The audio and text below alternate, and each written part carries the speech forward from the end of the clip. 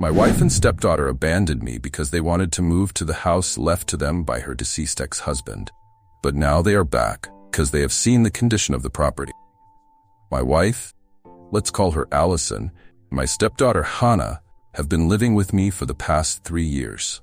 Allison is 42 years old and I'm 46. We started dating 5 years ago and got married 2 years ago. Hannah is 16 years old, and Allison has had full custody of her daughter since she divorced 12 years ago. Allison and her ex were high school sweethearts and got married as soon as they graduated from college. From what Allison told me, things just weren't meant to be with them. Her ex was very ambitious, and after getting married, he started taking her for granted and rarely spent time at home. She also tried couples therapy, but that didn't change anything, and they ended up divorcing after 6 years of marriage. She decided to end it and also demanded full custody of her daughter because she didn't think he was fit to raise her alone when she wasn't with him. She was right. He didn't contest it and settled for visiting her on weekends. Then, about 3 years after the divorce, Allison decided to move to seek better opportunities, and that's how she ended up with me. She got a job here in my city, which is just 6 hours from her hometown, so she can visit her parents whenever she wants, and her ex can also come to see his daughter on the weekends. The decision to move wasn't well received by her ex, because naturally, it would make it more inconvenient for him to see his daughter, and their relationship became even more bitter after she moved here. The last straw was when she married me, and after that, he practically had nothing to do with her unless he wanted to talk about Hannah. So, it wasn't surprising that he didn't leave her anything in the will, but only included Hannah. Allison and I had already expected this, since their relationship hadn't been good toward the end. When her ex was diagnosed with heart problems, she tried to bury the hatchet and be there for him, but he rejected her attempts to be his friend. So she didn't insist because it was very clear that he didn't want her in his life. We tried to keep our distance in the final stages, but after receiving the news that he had left a house for Hannah, she and Allison started celebrating, which didn't make much sense to me because we already had a place to live. And that was my house. The house that her ex had left was in her hometown, and they were talking about moving to that house, which wasn't something I was comfortable with, and I let them know. This was what started this whole fight. The day they found out from the lawyer that Hannah was going to get the house when she turned 18, she and her mother started planning their future and talking about what they were going to do with the house and how they were going to renovate everything. They had received a bunch of photos from the lawyer, and I could see that it was much bigger than the house we currently lived in. But this house is mine, and my whole life is based here. So before they let their imaginations run wild, I decided to curb their enthusiasm. I told them that I wasn't comfortable with the idea of moving to this new house and leaving everything behind. This surprised her a bit. I don't know why, because they should have seen it coming. Allison tried to convince me to sell the house and move to her hometown because for the past few years she had lived here, and she missed her family and old friends a lot. She had spent so many years with me that now it was my turn to make some sacrifices for her and move with them. I thought it was a bit unfair for her to make that comparison because when she moved here, she didn't even know she was going to meet me. She moved here for herself, not for me, and I mentioned that to her, but she just got angry with me. She had pretty much decided that she wanted to move, and since she had already made a decision, she didn't want to listen to me, but only to convince me to move with them. We argued for a couple of days, but finally, she told me that they were going to go see the house and live there for a few days to test everything. If I wanted to go, I was welcome to, but if not, they wouldn't wait for me either. After saying that, they left, and it hurt me a lot because I felt like they had abandoned me just because I didn't want to move to that house. To be honest, one of the main reasons why I wasn't comfortable with the idea of moving there was because that house used to be the old house of Allison and her ex-husband when they lived together. Apparently, he had bought it back a couple of years ago when he had the money, and although he hadn't lived there, He owned it probably for sentimental reason. I would feel like an intruder if I lived there, and most importantly, all my family and friends lived here. And I didn't want to leave them behind. My business was also based here, so it would be a big inconvenience for me to leave everything behind. Anyway, a few days after they found out about the house, Allison and Hannah packed some of their things and left without me when I told them I wasn't interested in seeing the house. I felt pretty upset when they left, but I tried really hard not to show it because I didn't think they would care in the first place. Wasn't until after they had gone that I finally allowed myself to break down. I talked to my parents about what had happened, and even they didn't have a solution to offer. They told me they would only be gone for a few days, but almost 2 weeks passed, and I didn't hear anything from them. Not only had they left me, but they had practically stopped talking to me after our fight, and that was what really broke me. I thought that after they returned from their trip, I would talk to Allison and try to work things out with her. But after almost 10 days of no contact, I started to rethink my decision. On day 12, I finally contacted my lawyer and told him that maybe it was time to draft the divorce papers because I couldn't think of another way out of this. Fortunately, my lawyer is a very old friend, and he told me that at least I should talk to Allison when she returned or call her before filing for divorce. So, I decided to wait for her to come back so that at least we could talk and give our relationship one last chance before giving up. 2 days after that, she finally returned with Hannah in the afternoon, and both of them looked really worn out. I let them in and allowed them to talk to me, hoping that maybe they had come to apologize for everything that had happened. Instead, Allison just told me that they had decided to put the idea of moving to that house on hold for now, because there was a lot of work to be done. The photos the lawyer had shown them were definitely from a long time ago, because when they saw the house in person, it didn't look anything like that. For a good few minutes, they continued talking about the house and nothing else. And the more they talked about themselves, the worse I felt. Like a fool, I had let them in, expecting an apology or at least an acknowledgement that they had made a mistake. Apparently, the house was in really bad shape. None of the utilities worked. There were a lot of bats and bird droppings all over the floor. Several mice and other animals had taken up residence in the house. And worst of all, there seemed to be a serious termite problem. Everything was very dirty, and it was very obvious that no one had been taking care of the house in the absence of its owner, or ex. That was part of the reason why they couldn't move in right now. And during the 2 weeks they spent there, they had to live with Allison's parents. The only reason they didn't come back after the first night was because they were talking to the lawyer, trying to figure out if they could get the property of the house early. Unfortunately, there was no clause in the will for them. Until then, the lawyer was going to manage the trust for her, and only after Hannah turned 18 would she legally get the property of the house and could move in whenever she wanted. During those 2 weeks, there were discussions between Allison and the lawyer because she wanted to move as soon as possible, preferably by the end of this year. But that was just a few months ago, and until now, even the will was still in probate. That's why they decided to return home, because it was clear they weren't going to be able to move. After they explained all this to me, I told Allison that I was glad she finally had a place to live, because from now on, I was no longer interested in living with her. Told her that she had been really hurtful and disrespectful to my feelings, and that she hadn't even bothered to apologize for any of it, so I wanted her to leave. She was surprised when I said that and told Hannah to go to her room so we could talk in private.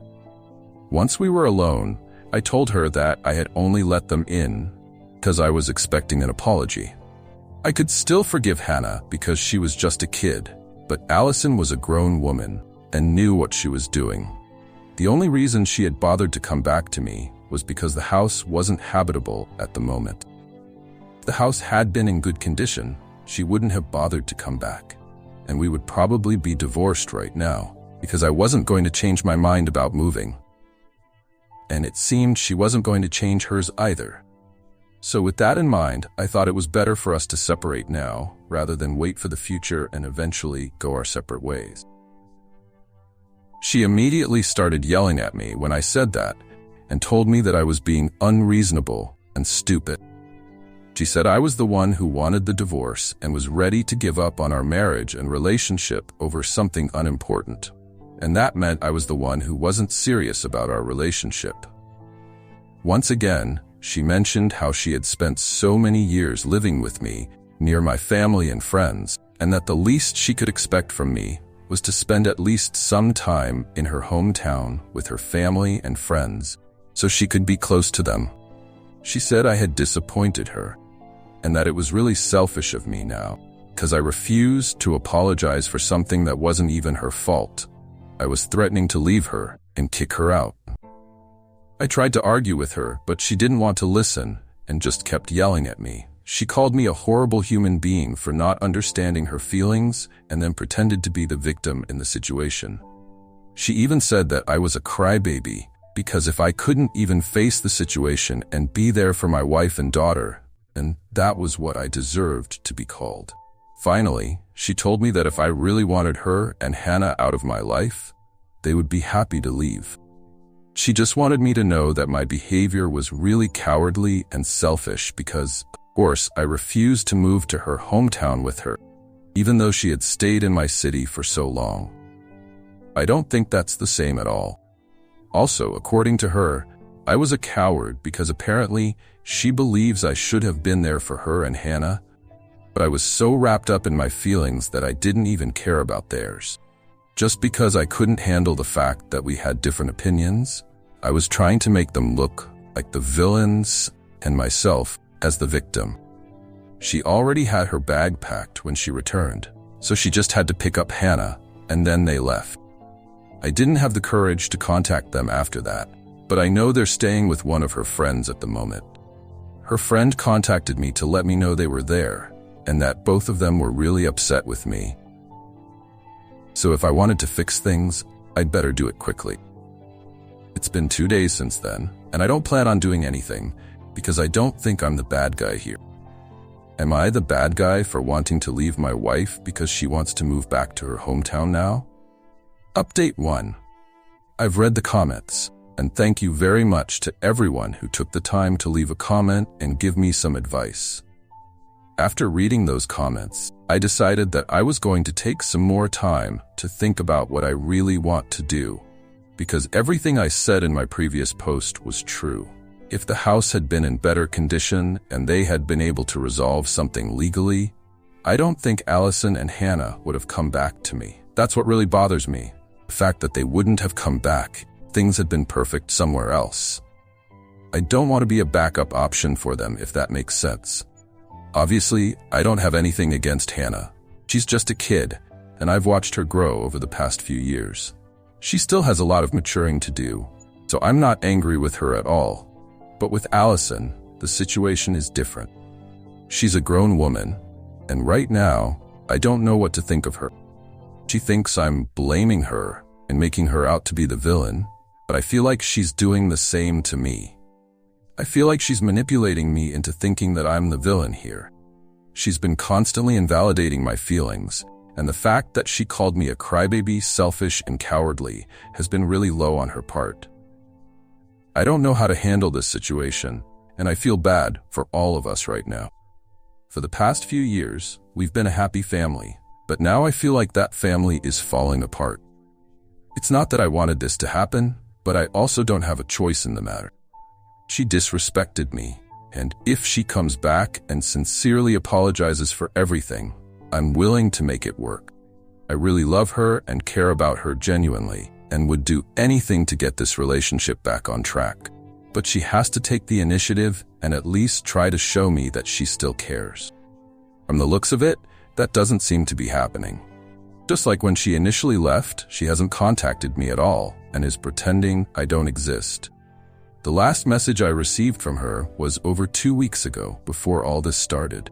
And since then, neither she nor Hannah has spoken to me. Update 2. It's been a week since my last update, and this afternoon Allison and Hannah came back again.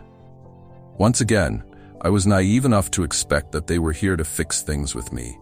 But when I opened the door, Allison told me they were just here to pack up the remaining things they had left here. They even brought a truck and a friend to help them pack. So I knew they were serious. I was really upset because I kept hoping that Allison would talk to me, that she would at least give me a sign things weren't as bad as we had discussed, and that we could still fix our marriage. But instead, she seemed ready to give up so easily. I decided to talk to her privately and told her that I was really disappointed with how she was handling things. We had spent several years together, and I thought we were stronger than this. I couldn't understand her behavior. She sounded very resigned when she talked to me. She said she was tired of fighting with me, and that it wasn't as if she got any pleasure out of leaving me, but she also believed that I owed her an apology. I knew that if I tried to argue that, we would get caught in a cycle of arguments because she felt that I owed her an apology, not being there for her, and I felt the same with her. Instead of getting into that dynamic again, I told her that at the very least, we should have an adult conversation. She then told me that she was very disappointed that things had turned out this way. She also said that after everything that happened, she didn't think giving our relationship another chance would work, because ultimately, she wanted to move back to her hometown and be with her family and friends. She was tired of living here and planned to move back in a couple of months. It wasn't just about the house. The house had just been a catalyst for her decision. That took me by surprise because I really assumed that everything was about the house and not about wanting to move back. I couldn't promise her anything because I didn't know if I was ready to move to her hometown with her, and I didn't know if I would ever be ready for that. When she told me that was the real reason, she hadn't bothered to contact me in the past few weeks, because staying with her parents during those 2 weeks made her feel like she had been missing out on so much time with them. She wanted to be closer to them and knew I wouldn't want to move with her. She had fought with me. She had tried to hate me, but she couldn't bring herself to do it because she knew I had a point. To be honest, I thought she just wanted to move back for the house and that it was just a phase. Hearing her confess that she actually wanted to move back because she wanted to be close to everything she knew made me feel like maybe I had misinterpreted her motives and that it wasn't just a momentary decision.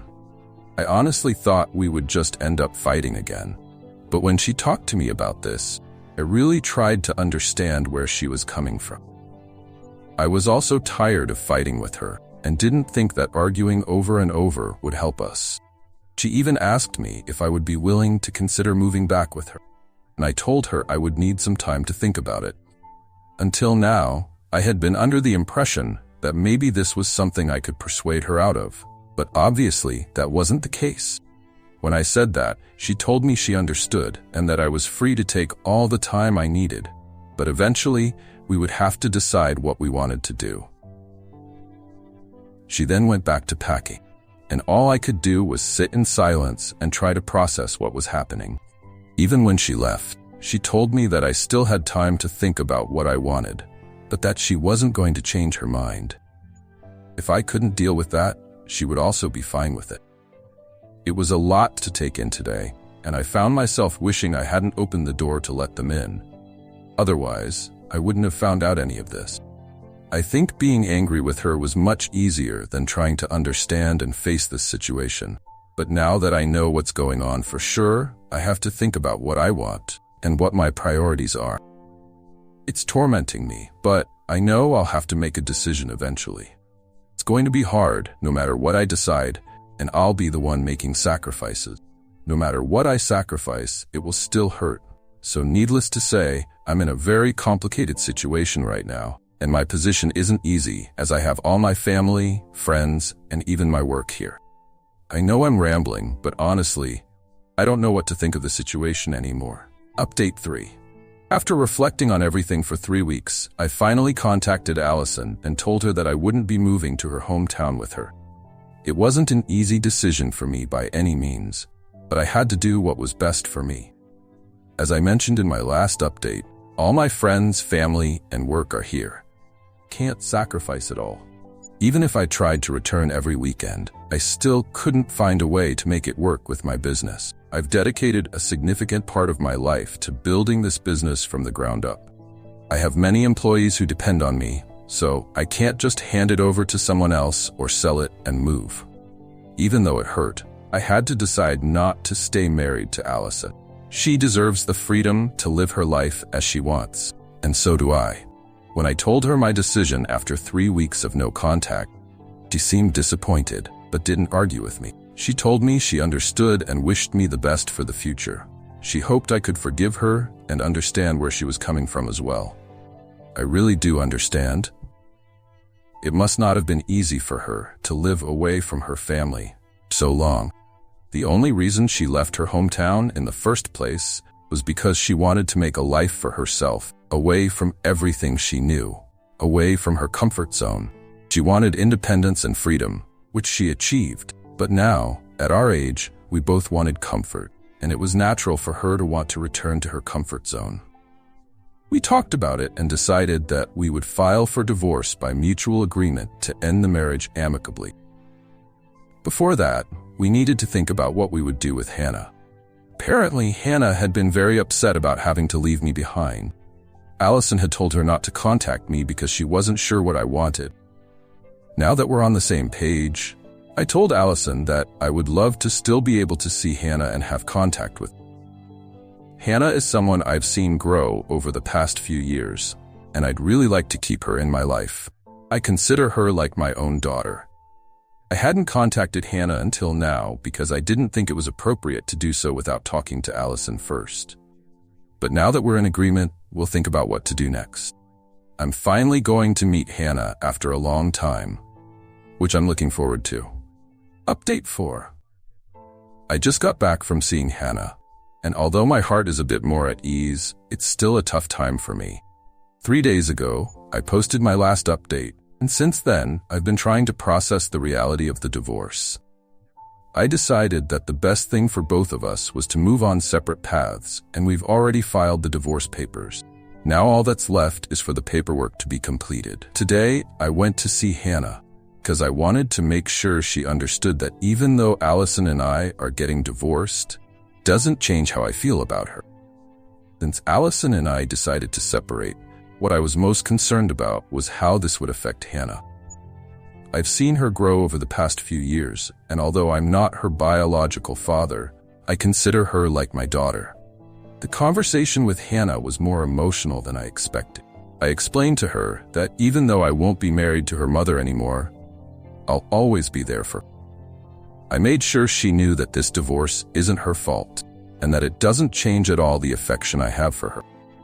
She was sad, as expected, but I think she understood that although things are changing, it doesn't mean I'm leaving her behind. She told me that the whole idea of moving was actually Allison's thing, and that she was just happy about inheriting a house, but at no point did she want to leave the city, because she also has friends here.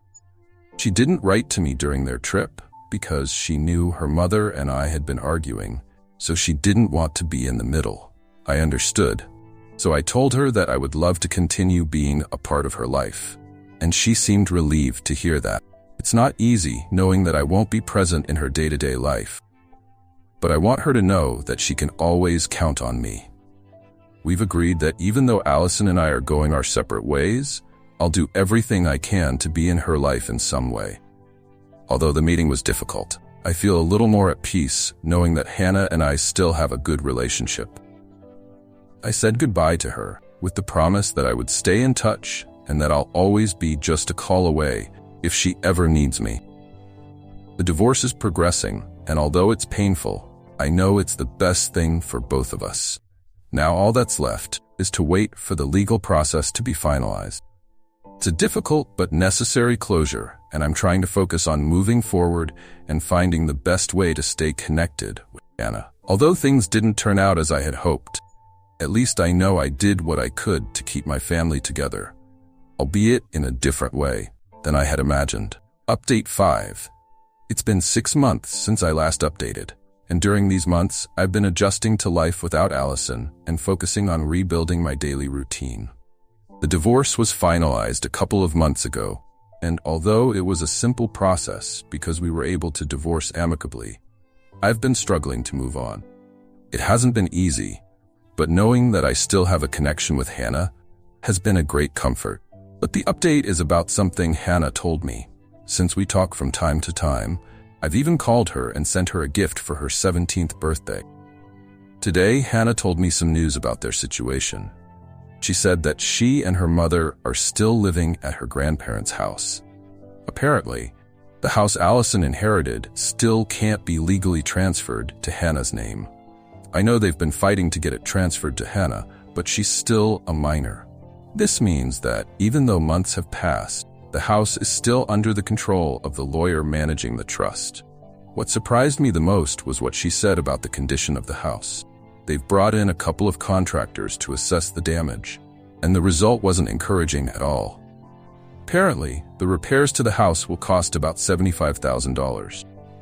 According to the contractors, there's a lot of structural damage that requires immediate attention. Not only are they dealing with the aftermath of the pests they initially found, but they've also discovered that water has gotten into the house, causing a lot of the wooden planks to rot. As a result, much of the flooring and parts of the roof need to be replaced. Even though we're no longer together, I'm concerned for Hannah. I tried to keep a positive conversation with Hannah, reminding her that she can always count on me if she needs anything, even though I know there's not much I can do right now. Hannah seemed resigned, but accepted the situation with a maturity that surprised me. She said that although it's difficult, she and her mother are trying to take it in stride and do what they can. They're saving money and looking for options to finance the repairs, but they know it will be a long process. Plus, Hannah plans to go to college when she's 18, so it's not like spending that kind of money is easy.